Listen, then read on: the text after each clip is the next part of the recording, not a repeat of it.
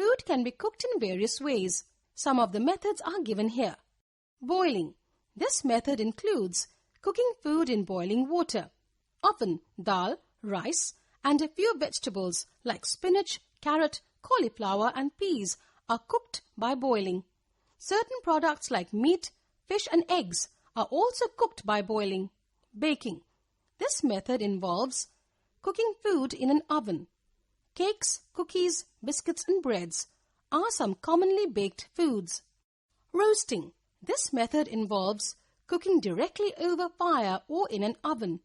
Chicken, meat, and some vegetables like brinjal are commonly roasted. Frying. This method involves cooking food in hot oil.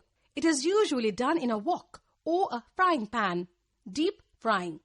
Pakoras, puris, and samosas are deep fried and a large amount of oil is used to cook them. B. Shallow frying. Parathas and scrambled eggs are prepared on a griddle by shallow frying. C. Stir frying.